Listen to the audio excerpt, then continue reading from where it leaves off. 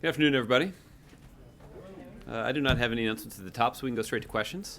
Darlene, would you like to start? Great, thanks. Do you have anything to add to reports that U.S. Special Forces are questioning the head of the Islamic State group's unit that's trying to develop chemical weapons?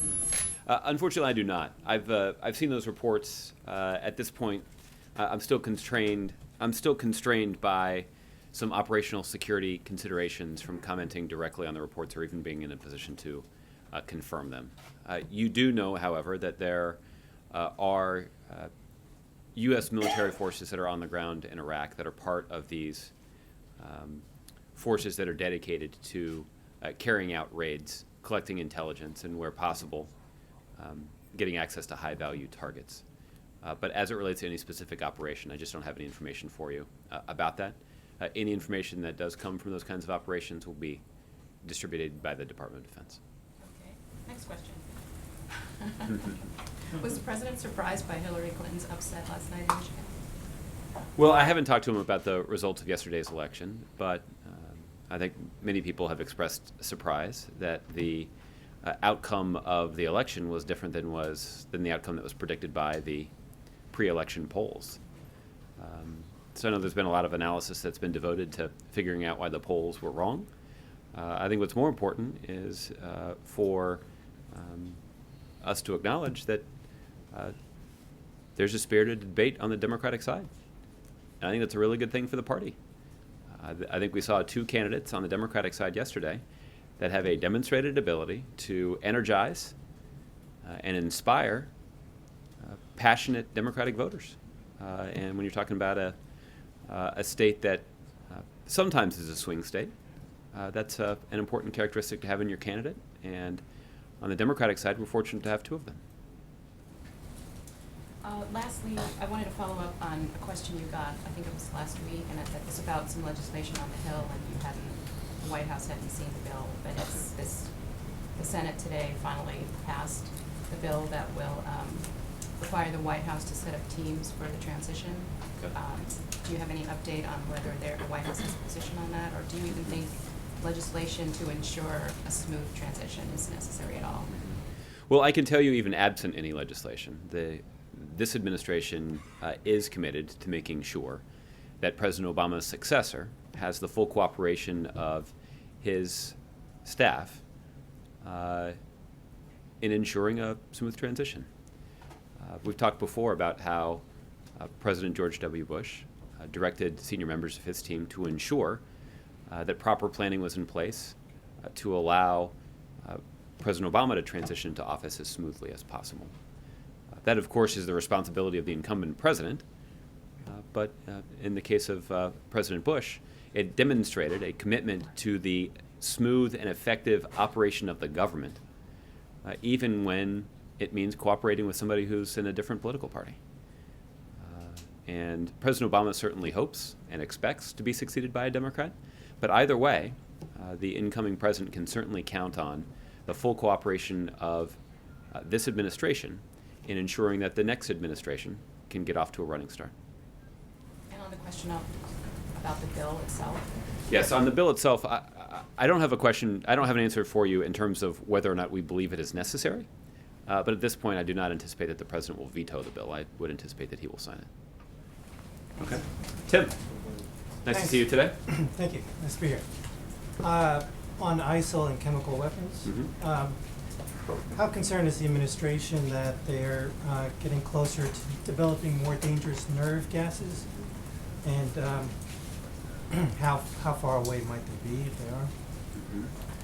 Well, at this point, there has been some evidence and some discussion and even some reports about potential use of chemical weapons by ISIL. We're reviewing those reports. And obviously, the use of chemical weapons by anybody is an atrocity and one that the international community will not stand for.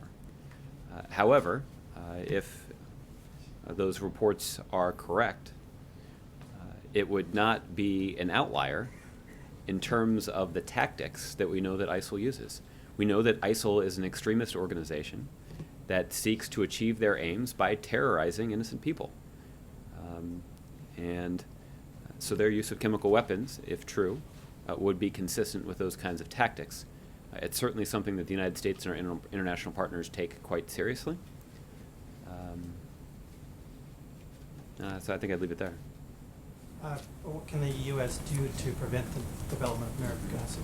Well, certainly one of the things that we have done already is we worked effectively with the Russians a couple years ago to ensure that the declared chemical weapons stockpile of the Assad regime was faithfully rounded up and destroyed. That was important, not just because it took one dangerous weapon out of the arsenal of the Assad regime. That was important because the Assad regime was using that arsenal to attack innocent people. It also made it less likely, well, basically at this point impossible, that that declared chemical weapons stockpile could fall into the hands of terrorists like ISIL.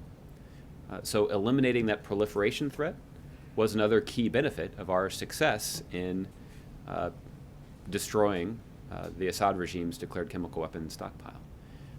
So that certainly is one thing that we have done. Obviously, there are a whole host of efforts that we've undertaken as a part of the international community to limit that kind of proliferation. And we're mindful of how important that is when it comes to the kind of chaos that we're seeing in Iraq and in Syria. Turning to Iran, IRGC fired second day of missile tests. Does it look like the White House will raise it at the UN Security Council? When and what are the kinds of things that might be an appropriate response? Mm-hmm. Well, we are aware of reports about additional missile launches today in Iran. We're going to take a close look at those launches in the same way that we're continuing to review the details around the launches that were carried out by Iran earlier this week. Unfortunately, Iran's insistence on developing a ballistic missile program outside of widely recognized international standards is a longstanding concern, not just of the United States, but of the international community. It is, in fact, one of the reasons that the United States led the way to develop, negotiate, and implement successfully a diplomatic agreement to prevent Iran from obtaining nuclear weapons.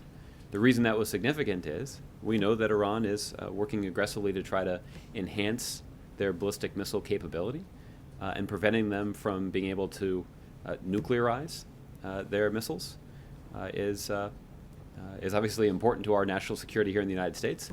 It's also important to the national security of our allies and partners in the region. So we are pleased that we've been able to successfully implement that diplomatic agreement to prevent them from obtaining a nuclear weapon.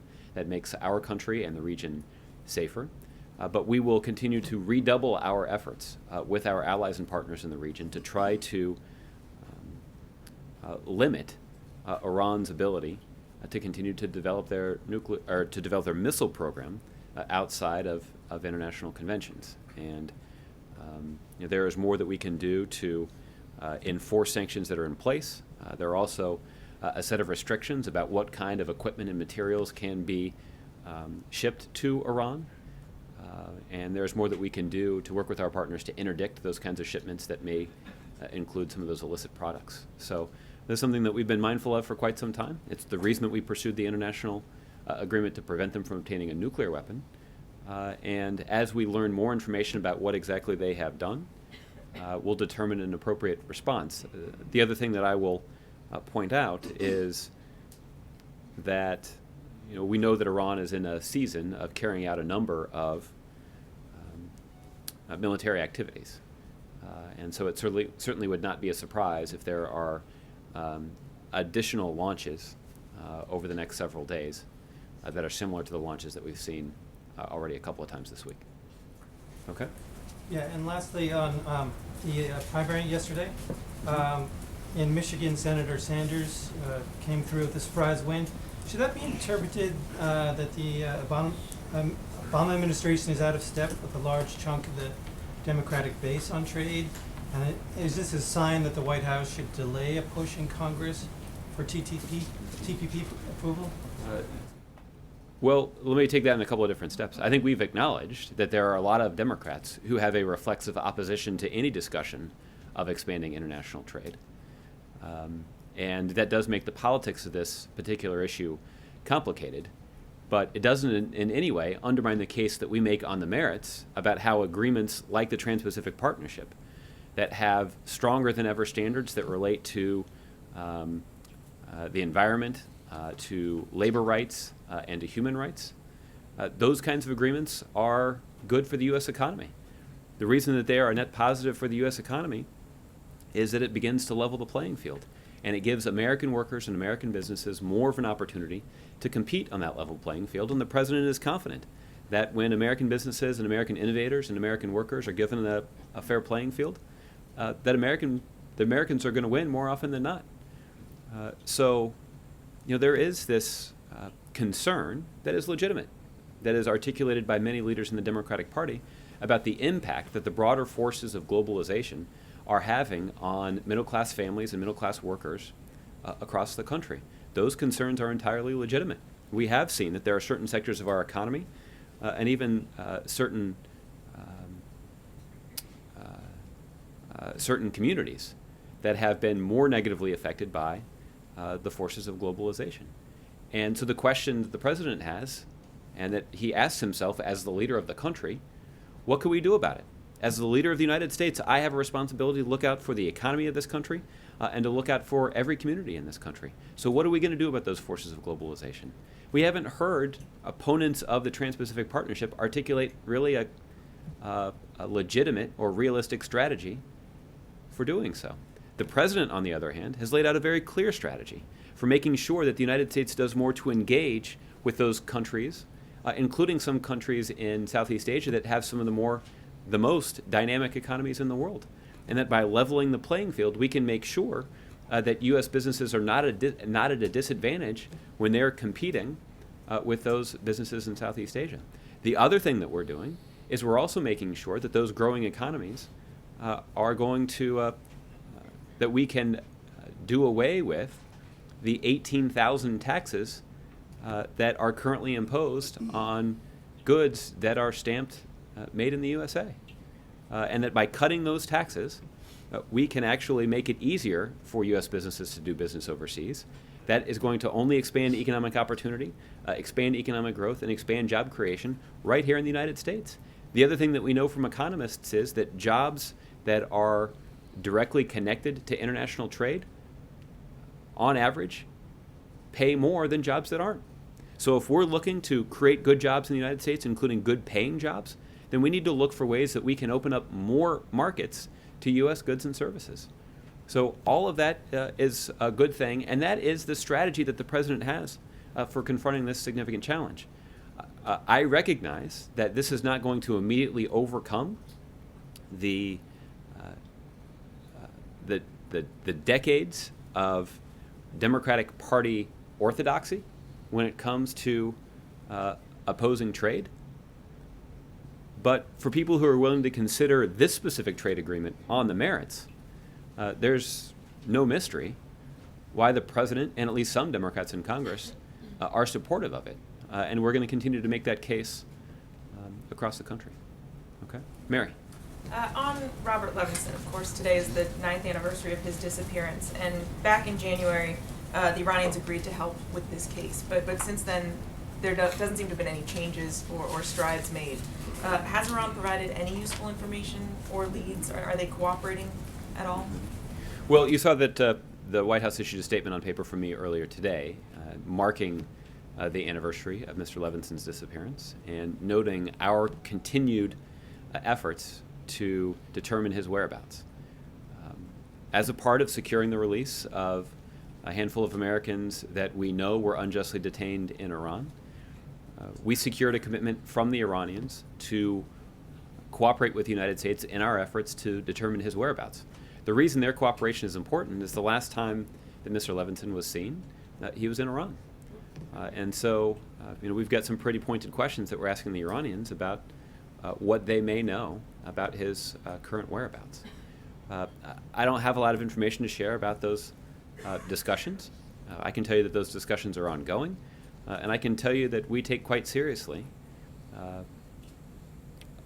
the U.S. government's responsibility to try to find Mr. Levinson, but we also are going to take seriously Iran's commitment, and we're going to hold them to that commitment, to work with us to determine his whereabouts. And following up on a discussion we had in here yesterday, the Attorney General has taken her name out of the running to be the President's Supreme Court pick. And in doing so, she suggested that the nomination process would be too cumbersome. Does it figure into the President's calculus that whomever he nominates has to be willing to essentially get kicked around by Republicans for a couple of months and ultimately may not ultimately go through the confirmation process? Well, let me answer that question two different ways. The first is, I think the reference to the cumbersome nature of the nomination process is the fact that Ms. Lynch has quite an important job already. And to put her through that nomination process would prevent her from doing the important work that she is currently tasked with at the Department of Justice. And that is the circumstance that we are seeking to avoid. It's a circumstance that she's seeking to avoid, and that's why she's taken her, that's why she has made clear that she did not want to be considered.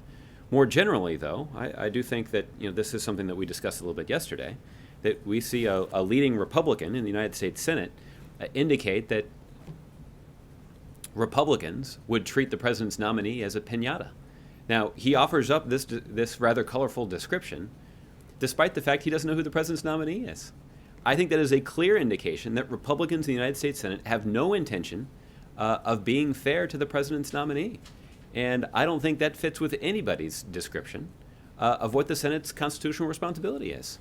It certainly doesn't fit with Senator Cornyn's description of that responsibility, because I'll note that Senator Cornyn used similarly colorful language back in 2006 when talking about the Senate's treatment of President Bush's nominees to the court.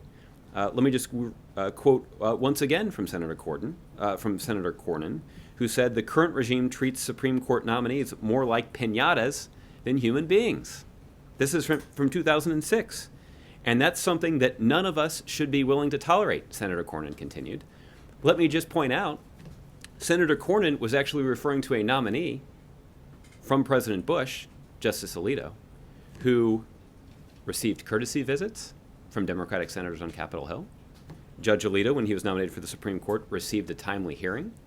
He got an up or down vote in the United States Senate, and he was confirmed to the Supreme Court. So if Senator Cornyn believes that Judge Alito was unfairly treated like a piñata, what he is vowing to do to President Obama's as yet unnamed nominee is far, far worse. And that's why we make a strong case that what Republicans are proposing to do and have been doing in this process thus far is an unprecedented and unwarranted escalation of partisan politics when it comes to the one branch of government that's supposed to be insulated from it, and that's the Supreme Court. Obviously we've got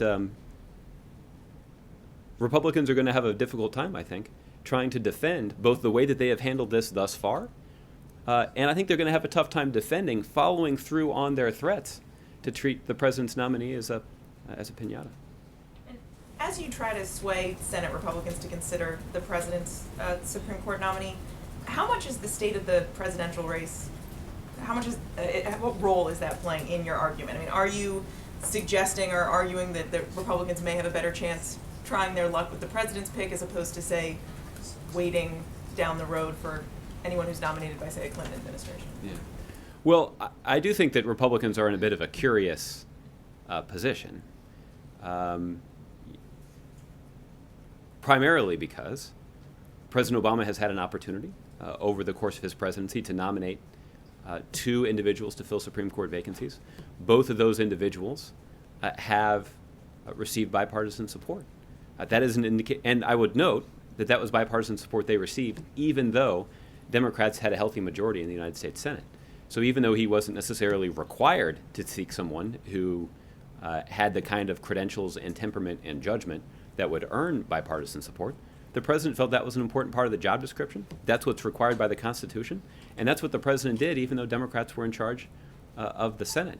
What Senate Republicans now are in the position of doing is saying that they're going to oppose President Obama's nominee, no matter who it is, regardless of who he chooses, because they're going to let the next president decide. The The reason this is a curious position is each of those members of the Senate didn't run for 5-year terms. They ran for 6-year terms. They've got a responsibility in their final year in office, in the same way that President Obama has a responsibility in his final year in office. He didn't run for a 3-year term when he was running for re-election in 2012. He was elected to a 4-year term, and he's fulfilling his constitutional duty, as described in the Constitution, that the president is given, which is that the president, where the Constitution says that the president shall appoint a nominee to fill a vacancy in the Supreme Court.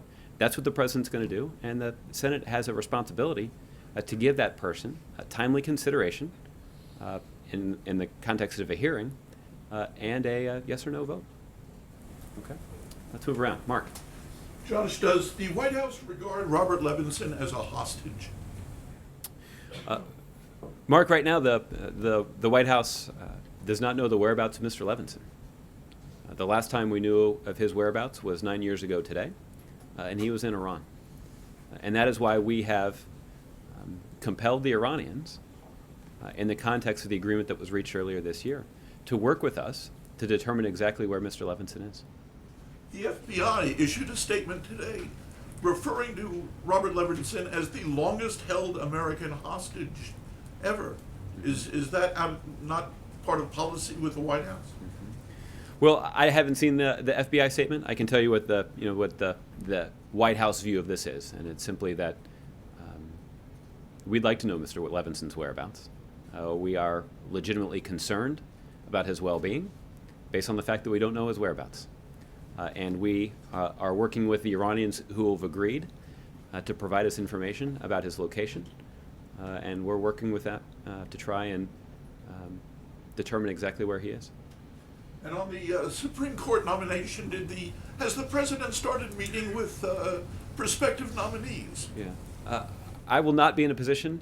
I do not anticipate being in a position to confirm any individual meetings or conversations that the president has. I can tell you that the process is ongoing. The president does continue to meet with members of his team to discuss this issue and to discuss this important decision. But I don't have any updates for you in terms of whether or not he's talked to any of the potential nominees.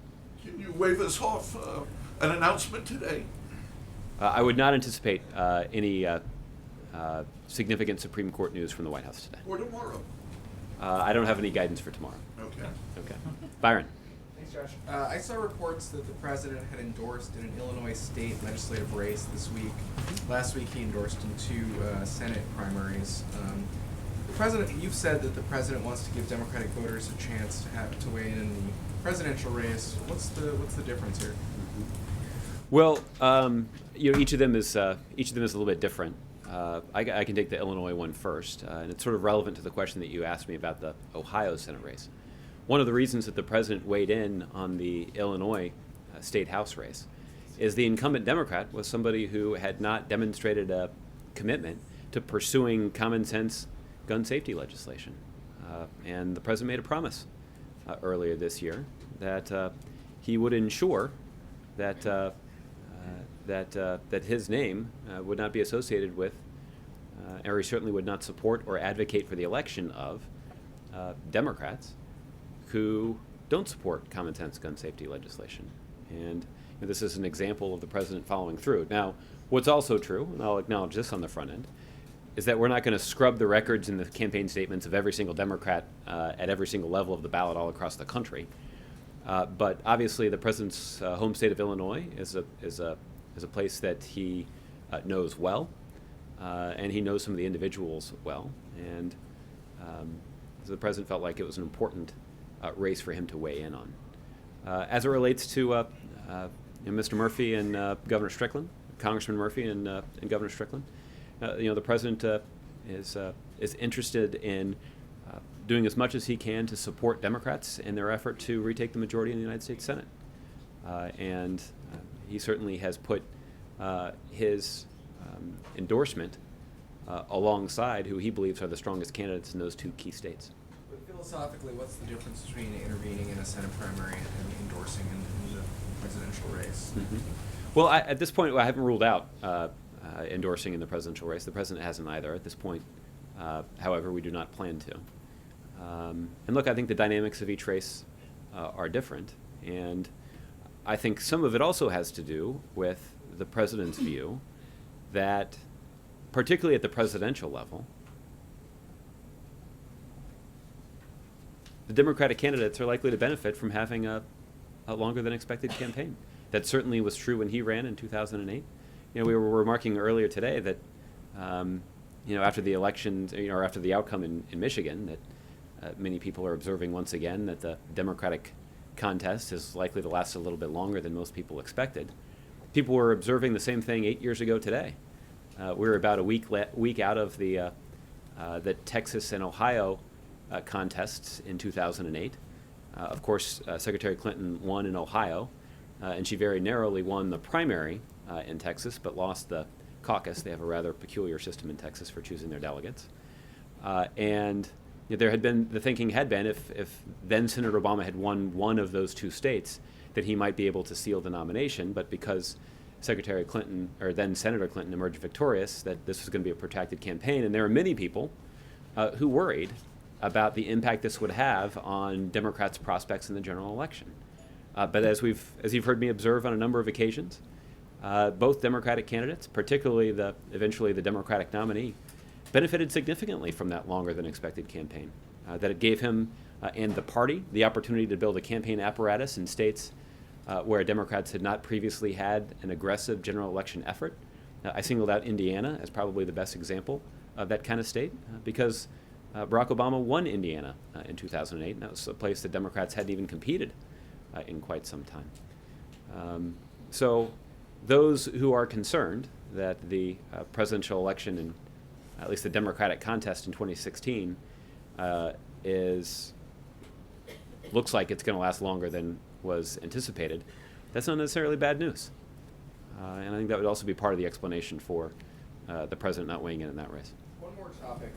Congress is in the final stages of passing a bill that would deal with the opioid crisis. Mm-hmm. I know the White House has a statement of administration policy related to asking for additional funding in the bill, but is the White House prepared to sign the bill in its current form if it came before the president?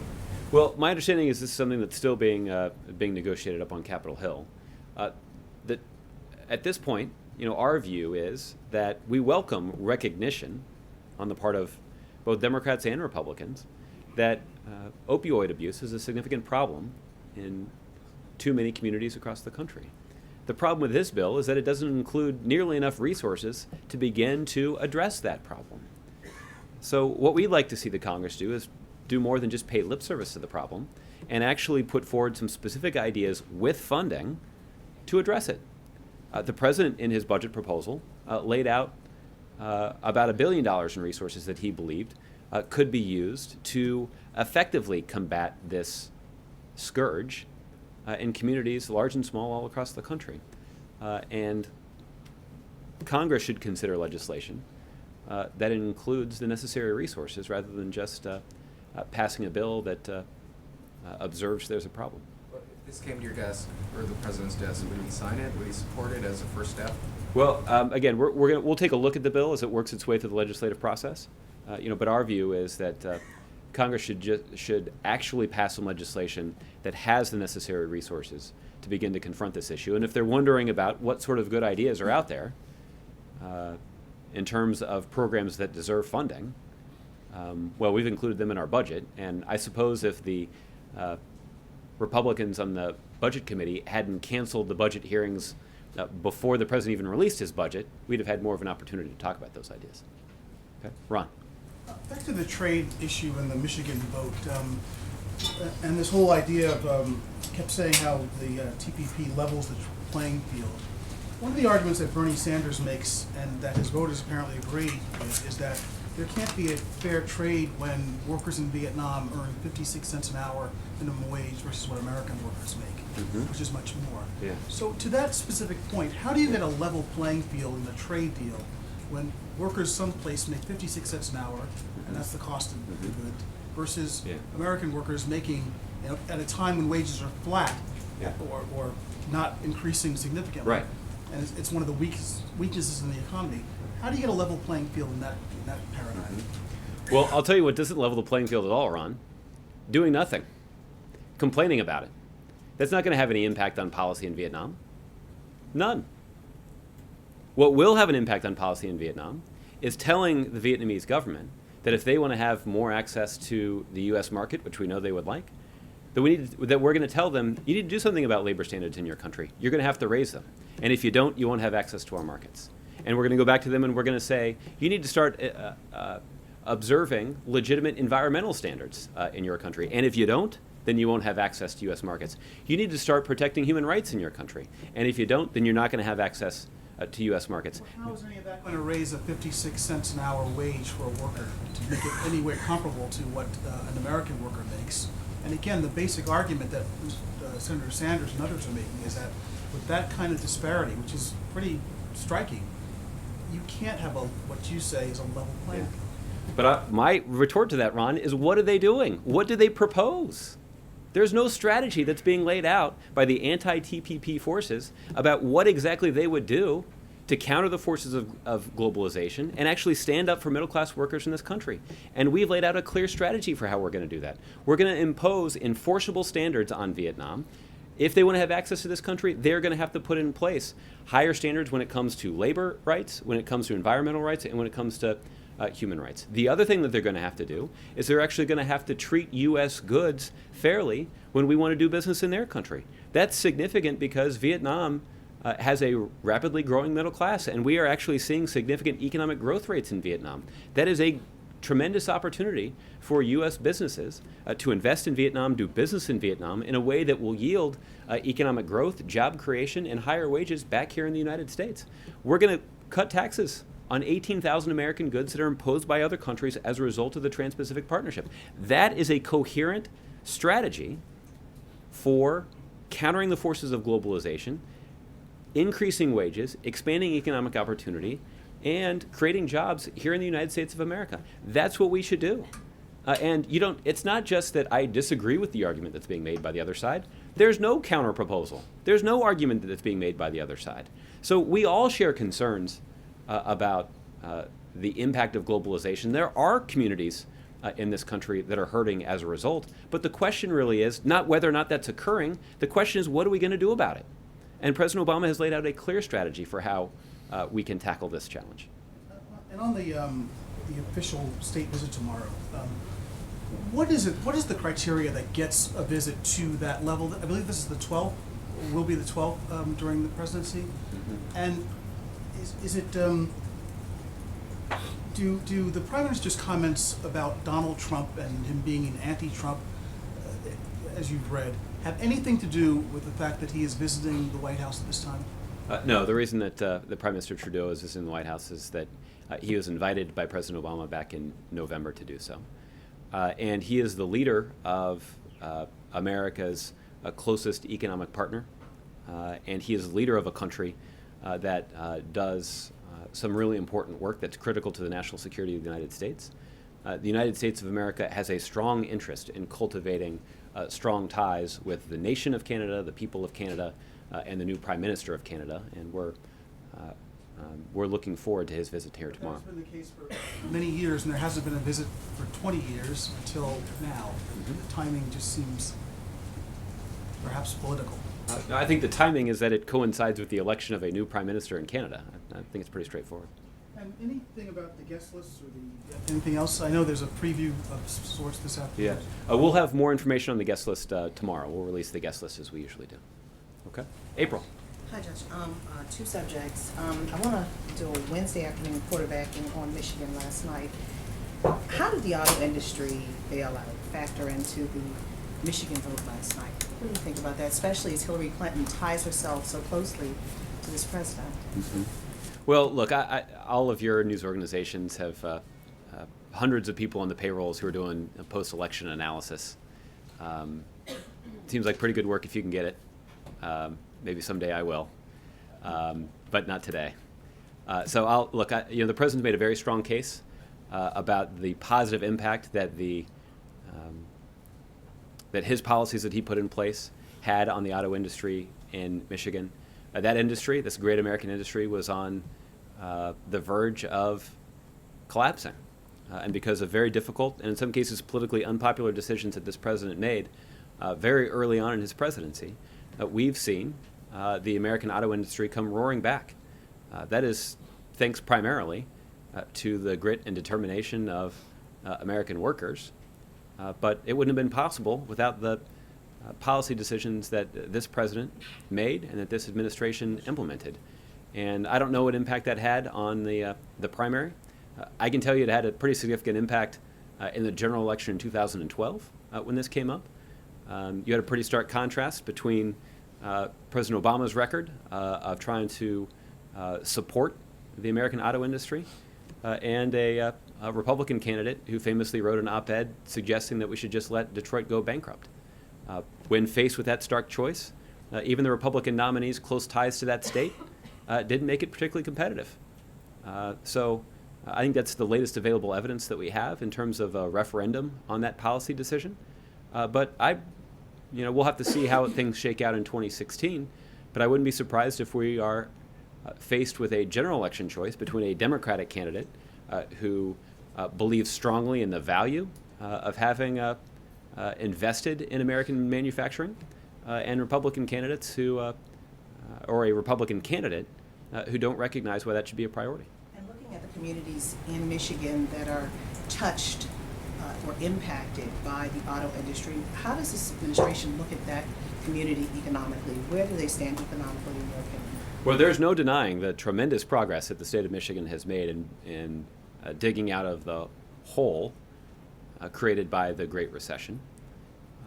In many ways, the state of Michigan was hurt as badly as any other state because of how closely tied their broader economy is to the American manufacturing sector, to the auto industry in particular. Look, you can go back and look at the news reports at the time. The American auto industry was, weeks or even days away from totally collapsing, and that just wouldn't have affected the big three U.S. automakers. It would have had an impact up and down their supply chain. More than 1 million jobs potentially at stake here. That's why the president believed that bold action was required to go and support that industry and make the recovery that we see today possible. The reason that the Michigan economy is doing quite well now is that we do see that the American auto industry is performing at unseen levels.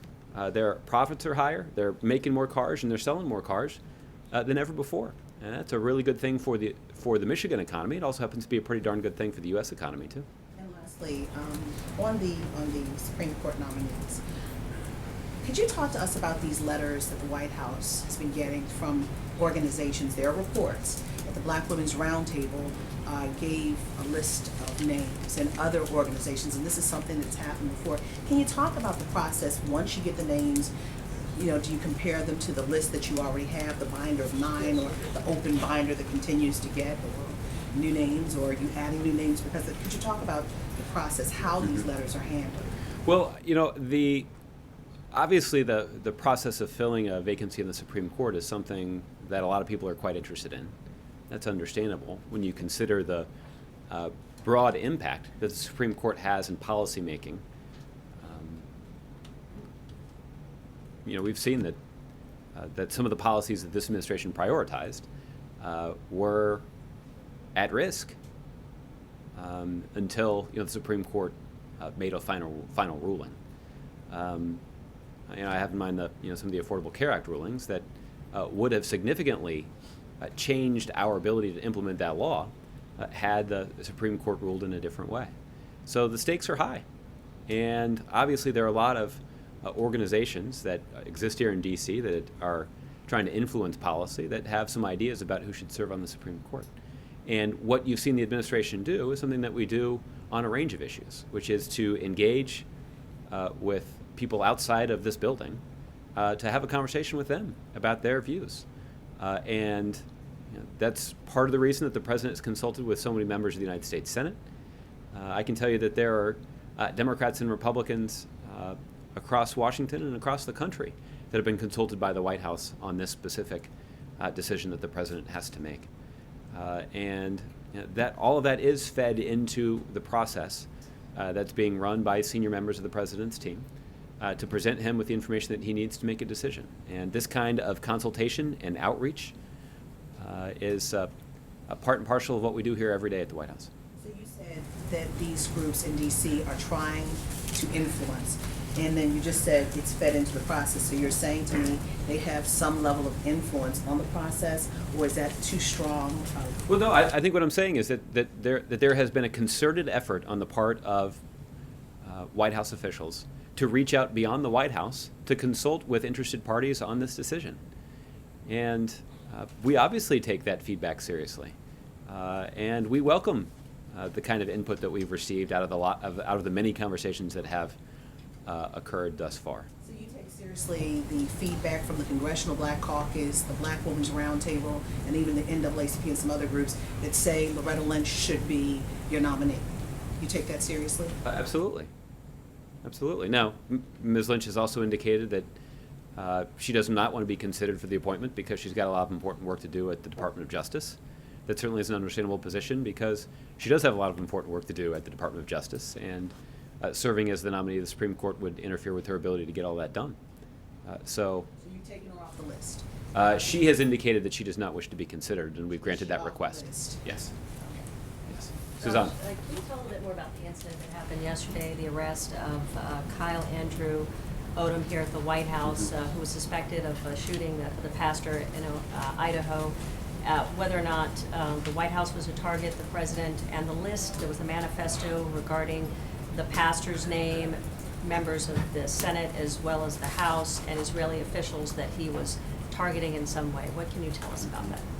Suzanne, I don't have much of an update on the case. You saw that the Secret Service put out a statement yesterday, or maybe it was earlier today, detailing what exactly happened.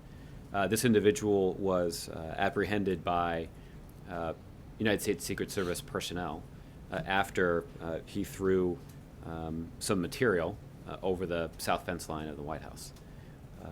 And once he was detained and questioned, they ran his information through the database and learned that he was wanted for in connection with an attempted murder in Idaho. Those are obviously serious charges, and we'll defer to the local officials in Idaho for their ongoing investigation. But obviously, given where this individual was detained, the Secret Service has some questions for him as well. But I don't have any update for you in terms of their investigation. Is there any concern that in light of the fact that local officials did put him on that database right after they had surveillance video showing the incident, the shooting of the pastor, that he was able to board a plane in Boise and get to Washington, D.C.? Are the discussions happening between the White House and the TSA involving that? I'm not aware of any discussions along those lines right now. I think that's more of a matter for local law enforcement. On another matter, the Vice President yesterday condemned the Palestinian leaders for not coming out aggressively and strongly, saying that this terrorist attack in Tel Aviv was something that shouldn't have happened. He's meeting with Mahmoud Abbas today. Is that something that you anticipate is going to be front and center of their conversations?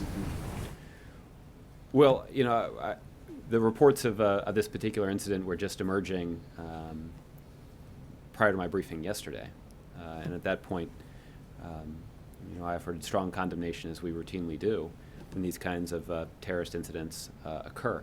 At the time, we weren't aware yet that that American citizen was the victim of this crime.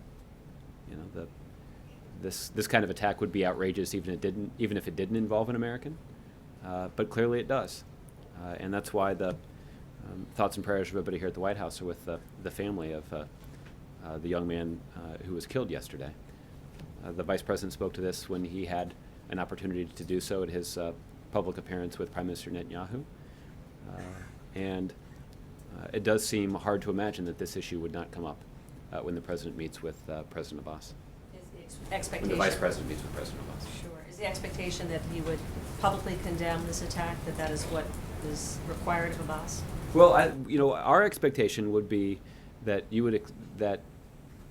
public officials, and particularly those who are in a position of leadership, would condemn any act of terrorism and would condemn any effort to carry out an act of violence against innocent civilians. that is worthy of condemnation, not just on the part of the United States and Israel, but by countries around the world, and including by the leader of the Palestinian people. And finally, following up on April's question, is there a concern from the White House that you've now seen Attorney General Lynch decide that she doesn't want her name in the nomination process? You've also heard from Governor Sandoval and now today Judge Jordan that you are losing potentially good candidates, good nominees to the Supreme Court before the process even begins because of the contentious nature and the fight that's looking forward with Republicans. No, I'm not worried about that at all. And simply, I think what I would do is I just refer you to the public statements that have been made by each of those individuals, and none of them have indicated that they were concerned about the contentious nature of a potential hearing. They had their own individual reasons for choosing not to be a part of the process. But I continue to be confident that the president will choose the very best person in America for this job. Okay, Margaret. Josh, can we expect outreach by the White House to the family of this U.S. Army vet, Taylor Force, who was killed in Israel yesterday? I don't know if there has been any contact with his family at this point, but we'll try to keep you posted on that. And I want to come back, when you were talking about Robert Levinson, you made the point, I think twice at least, that the last time he was seen was in Iran. Are you speaking about the proof of life video of him in an orange jumpsuit that was released a few years ago? Because around that time, Hillary Clinton said he was in Southwest Asia. Are you differing from that? Is there a change in view? No, I think our view is that the last time that we knew definitively where he was in Iran, and that was 9 years ago today, unfortunately. There have been, other evidence that's been put forward that don't make it precisely clear exactly where he is. And that's what we're working with the Iranians to determine, is to try to find out exactly what his location is and determine his whereabouts. The Iranians have committed to do that, and we've held them to that commitment. So it wasn't that then the then Secretary of State was being intentionally imprecise. It's that you are opening the door to him being outside of Iran now.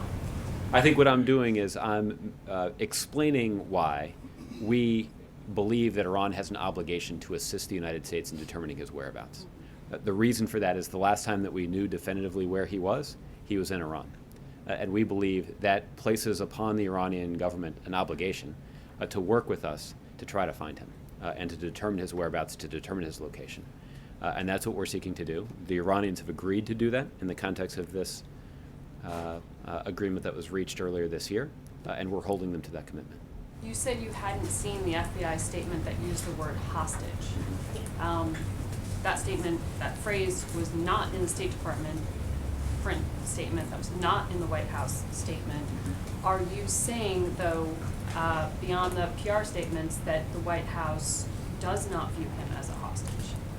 What I'm saying is that it's difficult to reach a conclusive statement like that when we don't know where he is. And that's why we're working so hard to determine his whereabouts. Again, the Iranians have made a commitment to help us determine his location. And we're holding them to that commitment. We continue to engage in conversations with them. Obviously this is a very difficult time for the Levinson family. And as the statement that I issued earlier today indicates, our thoughts are with them as they go through what is an unthinkable situation. Obviously that is a very difficult thing for any family to go through. They're concerned about their loved one. They're missing their loved one. And it's why the United States is going to great lengths to try to determine the whereabouts of this American citizen so that we can bring him home. So it's been widely reported that there is a difference in view between law enforcement and the White House and some of the administration as to Mr. Levinson's status. Do you dispute that? Well, I don't know what the latest law enforcement assessment is. You can go talk to them about that. That's what the FBI says. Okay. And what I'm saying is that that our policy from here is to hold the Iranians accountable for helping us determine his location. And the reason that we hold the Iranians accountable is that the last time that we knew definitively where he was in Iran. And that places an obligation on the Iranian government to assist us in that effort. Fortunately, they've committed to cooperating with us. We're going to, as I mentioned, as was included in the statement, we're going to spare no effort to try to secure his return. So he could be a hostage, but you just don't know definitively. We don't know definitively where he is, and that's what makes it hard for us to determine exactly what his status is. Obviously, we're very concerned about his safety. Obviously, we're quite interested in learning his whereabouts.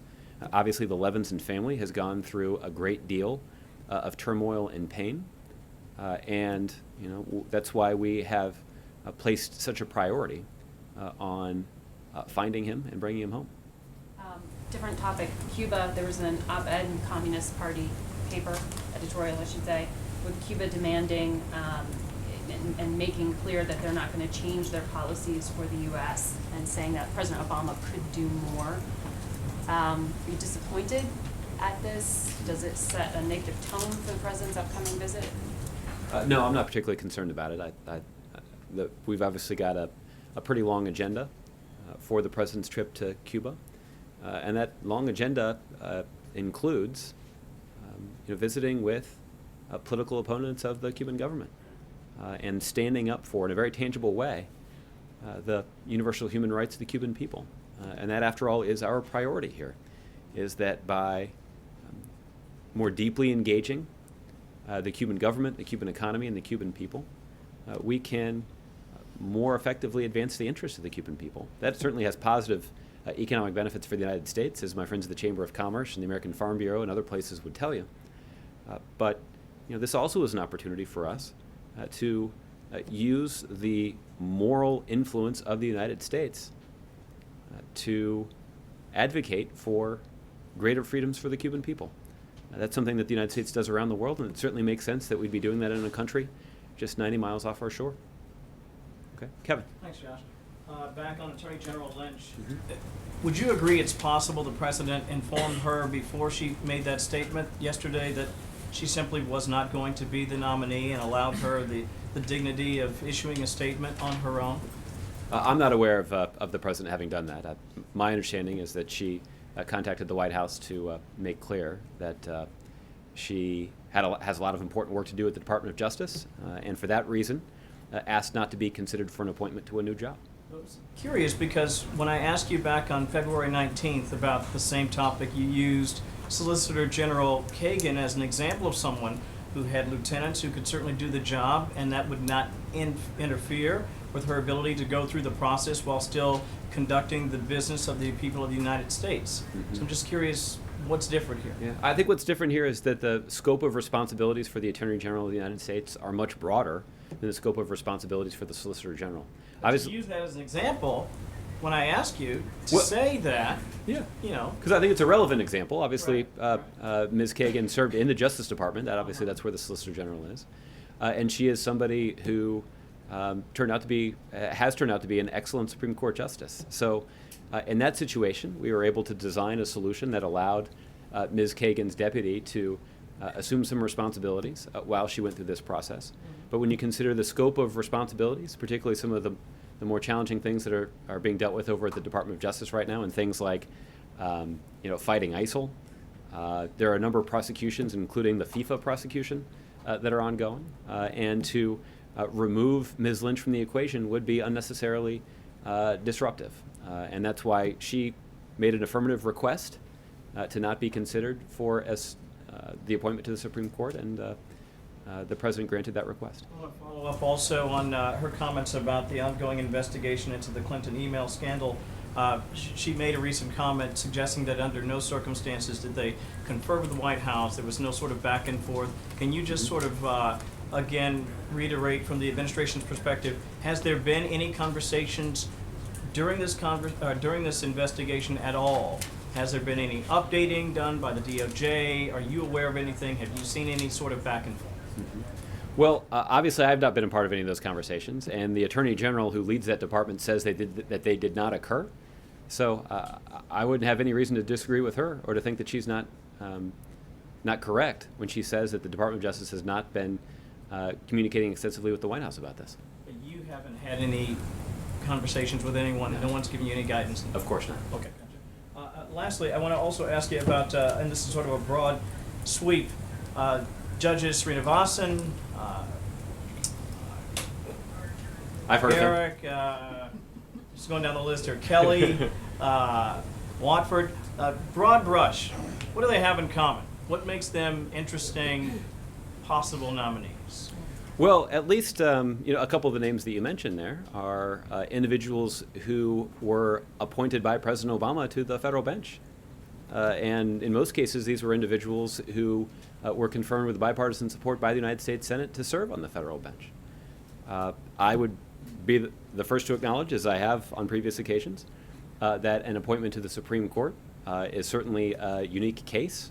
That's why we would expect for the Senate to undergo a process of interviewing these individuals or interviewing the nominee and giving them a hearing and subjecting them to tough questioning and scrutiny of their background for this position. But I think the observation that I would have is that these are all individuals who have already served the country in the judicial branch with distinction. And having that kind of background, I think certainly does give us an indication that they could be good Supreme Court nominees. But at this point, I'm not in a position to confirm that anybody is actually under consideration by the White House. So I don't want to lead you astray there. But certainly the three individuals you named are people that the president was proud to have appointed to the federal bench. Last one, if I could follow. Have any of the conversations that you can't talk about, that we're not privy to, is there any possible way that we can get more than, I can't confirm, I can't deny, I can't say they have, they haven't? Because the American people want to know, where are we in this process? Yeah. I'm glad Mark asked about today, because each day we're on pins and needles trying to figure out where we are in this process. Right. It's exciting, isn't it? Well, yeah. So we want to know, can you give us more than, I can't say, I'd love to help you out? I mean, where are we in the process? Yes. Unfortunately, at this point, I don't have additional information I can share. But what I can tell you is that once the president has made a decision, I do think that we will be able to provide you at least a little bit more insight into what went into his making that decision, what are the kinds of things that he's been thinking about over the last several weeks here. And I think that will also be something more easy to illustrate once the president has made a decision. And we can certainly have a conversation about that, and I anticipate we'll have more than one. Is he closer to a decision? The president's made some progress. Tolu? So I wanted to ask you about trade. You've laid out the administration's policy and your argument, but it seems like in terms of just the PR strategy, it seems like folks like Bernie Sanders who have accused the TPP deal of being something that's going to kill jobs, it seems like he's won that argument pretty handily, especially if you look at the results in Michigan. So does the White House need to do more, especially since this TPP deal hasn't been voted on and it seems to be in limbo at this point? Do you need to do more to win the PR deal, the PR battle before we get to the general election where it becomes even a hotter and more contentious topic? Well, with all due respect, Tolu, there's one aspect of your argument that I would quibble with just a little bit, which is that Senator Sanders was appealing to Democratic voters in a Democratic primary that have a long-known institutional, reflexive, negative reaction to discussions about expanding international trade. So it's not surprising that Senator Sanders has adopted this rhetoric and has used it successfully to appeal to at least some of the voters in Michigan. I think what I would point out is that we had an opportunity to test this last summer when the president was working aggressively to build a bipartisan coalition in the United States Congress in support of trade promotion authority that would essentially allow the president to complete the Trans-Pacific Partnership negotiations. And there was a lot of hue and cry about how candidates on the campaign trail that even back in May and June and July were getting a lot of attention, that they had opposed it, including Secretary Clinton, who at the time and continues to lead in the national polls.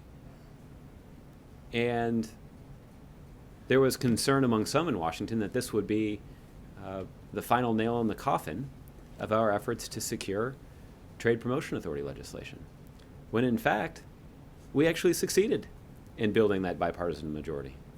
And there were twists and turns along the way.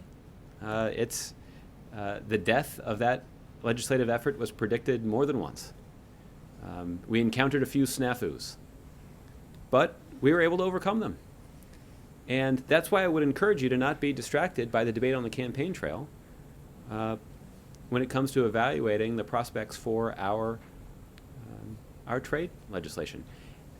I would also make the point that the argument that we have to make to Congress now is actually much more powerful than the argument that we could make around Trade Promotion Authority. At the time, Trade Promotion Authority was essentially asking a bunch of Republicans in Congress to give the Democratic president the authority necessary to negotiate this agreement. Now we're in a position where we actually have tangible benefits of an agreement to present to individual members of Congress and make a persuasive case to them about how the country and their constituents will benefit from the trade agreement. And it may be time to bring those slides back out again, but we can document how products in every single state of the country will see the taxes that are imposed on them by other countries cut as a result of this agreement. That's a good thing for our economy. That is a good thing for the companies that are in the business of exporting those products overseas. That will expand economic growth in America. It will expand economic opportunity in America. It will create jobs in America, and it will even put upward pressure on wages, according to some studies. Those are all good things. And that is all part and parcel of the president's strategy for countering the forces of globalization that have had a negative impact on some communities across the country. And rather than just complain about it, rather than just wring his hands about it, the leader of the free world has stood up and said, this is the strategy that we're going to implement to look out for middle class families in America. That's a persuasive case that we'll take to the United States Senate and the United States House to get them to support this agreement. The last thing I'll say is because we were able to reach trade promotion, because we were able to pass Trade Promotion Authority, a vote that required 60 votes in the United States Senate, in order to ratify this agreement only requires 50 votes in the United States Senate. So not only is our argument stronger, the hurdle that we need to climb is a little lower. You mentioned this was the Democratic primary, but it seems like on the Republican side, Donald Trump was making a sort of a similar argument. The president's trade deals haven't been good. He hasn't been a good deal maker, and they haven't helped jobs. So it does seem to be, and he won Michigan pretty handily as well. So it does seem to have some bipartisan support this argument. So I'm wondering. Look, the Freedom Caucus, my friends who hang out at Tortilla Coast, they oppose Trade Promotion Authority legislation too. And again, that didn't prevent us from building the bipartisan majority that was needed to get Trade Promotion Authority legislation. And as I observed, this time around, we've got a stronger argument, and we've got less of an obstacle to overcome in terms of getting it passed. So there's no denying that there is opposition in some quarters of the electorate to trade deals. But Mr. Trump certainly hasn't articulated a specific proposal for how to counter the forces of globalization and ensure that middle-class families in America can compete and win in a 21st century global economy. President Obama, on the other hand, has put out a specific strategy.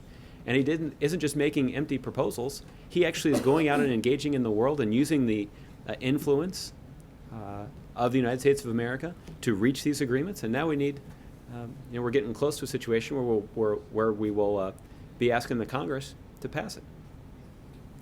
So the results in Michigan last night don't change your strategy at all for how you're going to roll out your plan to get a vote on TPP? No, because I just don't think that the results in Michigan tell us something that we didn't already know about the public's view of this, particularly in the state of Michigan. And just one more question, following up on my colleague's question yesterday about President Erdogan. Do you have any information about whether or not he's going to come to the U.S. for the nuclear security summit? His office apparently said that he's coming. Have you looked into that at all? I don't have any way to independently confirm his travel plans. I can just tell you in general that we expect a number of world leaders to travel to the United States to discuss this important national security priority. The president's looking forward to hosting a number of those leaders, but we'll have some information later this month about who precisely we expect to attend. Okay? Jared. Josh, you've said that it isn't appropriate or constitutional for Senate Republicans to block a potential forthcoming Supreme Court nominee. Isn't there a political upside for Democrats? Well, I don't know. I guess Democrats themselves will have to decide that.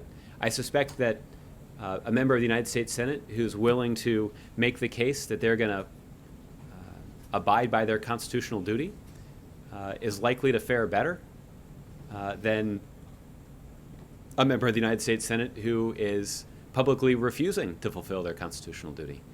But that maybe that's a little more election analysis than I should do. But there'll be an opportunity for all of you to take a look at that question. Shouldn't Democrats around the country take this as another reason to get out to the polls in the fall? Well, again,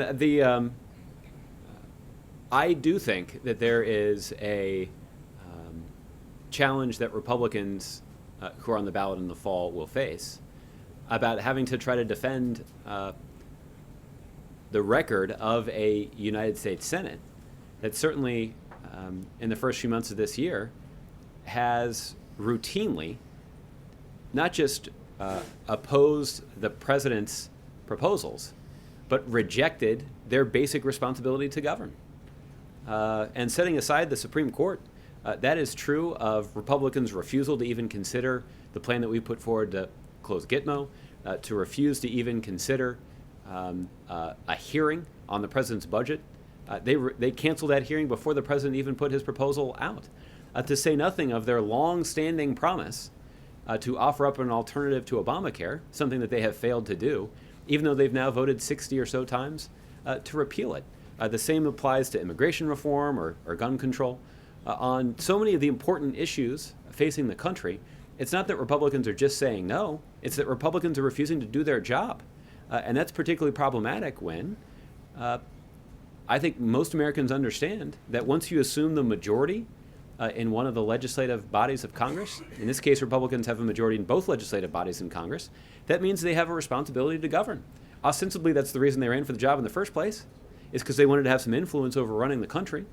But they have totally abdicated that responsibility, and that's a reputation I think it's going to be hard for many Republicans to shake. You said earlier that you're not worried about losing good candidates for the Supreme Court, so you don't think the Senate is having a chilling effect on this process?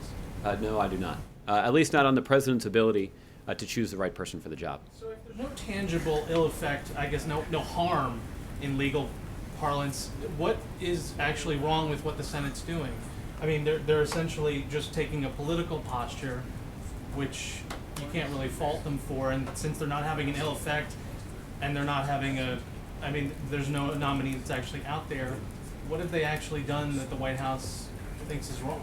Jared, I think the administration, and more importantly, I think the American people, fault the Republicans in Congress for putting their political considerations, as you've described them, ahead of their constitutional duty. That's really the problem. And I think that's something that even some of the polls that your organizations have conducted are further eroding the already meager support that the Congress has when it comes to evaluating their standing with the public. You've been asked a lot today about the results out of Michigan last night. You've cited reflexive and institutional reasons why Democratic voters might be against the Trans-Pacific Partnership. Does the White House see any difference between Senator Sanders' position and the one held by Hillary Clinton on TPP? Well, I'll let the candidates describe their individual positions. There's no White House stance on whether or not there's any substantive difference between their mutual opposition to the deal? No, I'd refer you to their public comments. Okay. Yes, ma'am. Thank you, Judge. On North Korea, under President Obama executive order for new sanctions against North Korea, do you know when the administrative order released? Or sooner or later, President released these executive orders. So do you know when or how you long take this action to the North Korea? Yes. I can tell you that within the last couple of weeks, the Treasury Department has announced a number of actions against the North Korean government. And so I'd refer you to the Treasury Department for information about those actions. In some ways, what's important, and in some ways maybe even more important, is the kind of response we've seen from the international community. We have seen Russia, China, South Korea, and Japan come together in support of sanctions that go farther than ever in isolating the North Korean government. These are sanctions that are intended to make it harder for the North Korean government to collect revenue that could be dedicated to advancing either their nuclear or their missile program. We also know that some of these sanctions that are put in place could have an impact on the extravagant lifestyle that's enjoyed by some members of the North Korean elite. That's significant because right now, it's the decisions that are being made by the North Korean government that are condemning millions of innocent North Koreans to a life of poverty and hardship. And that's immoral, and it certainly is inconsistent with the responsibilities that come with leadership. And the international community has spoken out strongly against this, and we're going to continue to apply pressure to the North Korean government until such time as they give up their nuclear program and begin to abide by the kinds of broadly accepted international standards that every other country abides by. So U.S. will take this action to North Korea very immediately after the president releases this order? Well, for information on timing, I'd refer you to my colleagues at the Treasury Department. They can speak to that. Thank you. Okay. Chris, I'll give you the last one. Great. After 39 hours of filibuster from Democrats, the Missouri Senate earlier today approved a measure seen to discriminate against LGBT people in the state by allowing religious organizations and individuals to refuse services to same-sex couples. Hillary Clinton and Bernie Sanders have come out in support of that filibuster and opposed the measure. Will the president do the same? Chris, I have to admit that I have not seen the particulars of the legislation, but the way that you have described it, it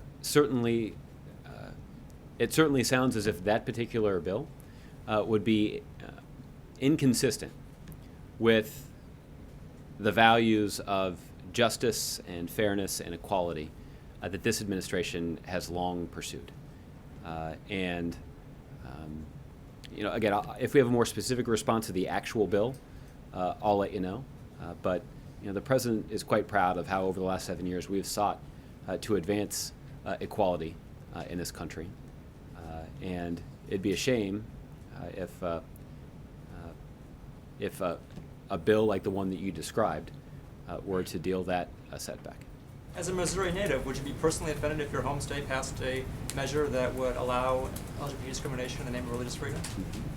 Well, it certainly would not be. I will say it certainly would not be the first thing that I'd be bragging about if that were something that my home state were to choose to do. All right. Thanks, everybody.